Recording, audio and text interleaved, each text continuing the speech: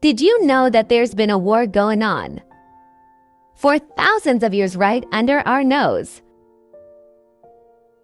It involves one of the deadliest insects in the world, the murder hornet, and the humble honeybee. This rivalry has been happening all around the world. But which creature is typically the winner in this battle? On this episode, we're going to find out. Tonight it's murder hornets versus bees. The murder hornet is coming into this fight as one of the biggest insects ever, at 50 millimeters long. The venom from its stinger can kill up to 10 mice. And a colony of murder hornets, well, that could take down a human. Its combatant isn't just any regular bee. In this fight, we'll have the Japanese honeybee. Its biggest asset in battle is its strength in numbers and its sense of smell. A single bee has 170 odorant receptors, allowing it to communicate and identify any potential attackers. Now, ladies and gentlemen, this fight won't take a matter of minutes to complete, but instead will take place over several weeks. That's because our murder hornets are taking on an entire bee colony. A single murder hornet is starting this fight by approaching the bee's nest. It smells honey and needs a ton of food to survive.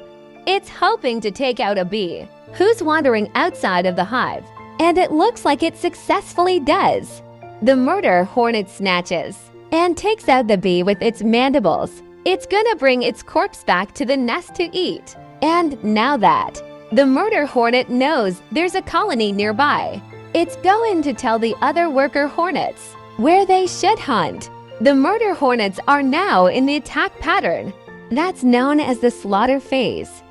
Here they'll bring several murder hornets to focus on a single hive that has been marked with a chemical secreted from one of the workers. Now, usually, when this happens, the murder hornets would come to the nest and wipe it completely clean. They would be in kill mode, stalking the nest and taking out the honeybees one by one. Just a few dozen murder hornets can take out nearly 50,000 of them. But since we're dealing with the Japanese honeybee, this fight will play out very differently. Honeybees have evolved alongside the murder hornet, and because of that, they've gotten pretty good at defending themselves. As the murder hornets approach the nest, expecting to have an easy feast, something strange is happening. There are no longer any bees outside of the nest. The bees smell danger, and they've decided to retreat. The murder hornets are hesitant at first, but one approaches the nest and looks to be going inside. The bees aren't attacking at all. In fact, they're hardly moving. The murder hornet is seeing this as a good thing and attacks one of the honeybees. But that was the exact opportunity the bees were looking for. Now that the murder hornet is in their territory, hundreds of bees swarm their opponent. They're creating what's known as a thermal ball. Instead of attacking with their stingers, they're working as a team to create heat.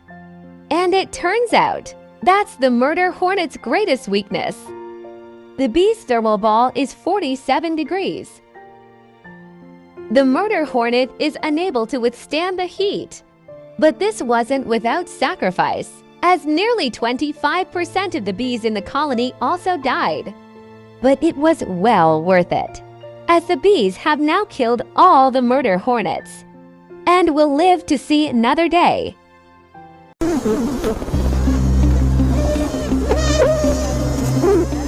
When giant cousins of murder hornets attack Asian honeybees, the bees raise an alarm similar to the panicked calls of birds and mammals. Giant hornets are a sister species to so-called murder hornets. They're one of the deadliest predators of Asian honeybees, attacking in groups until they overwhelm a colony. Scientists recently recorded and analyzed alarm sounds made by honeybees during hornet attacks.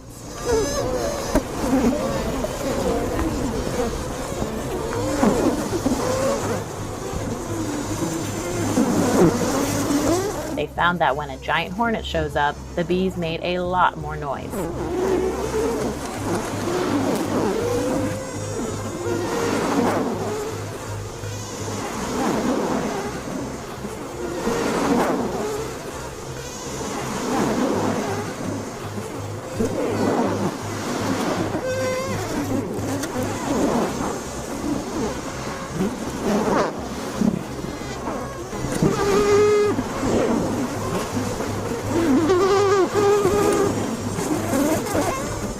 Giant hornets are the biggest threat to Asian honeybees.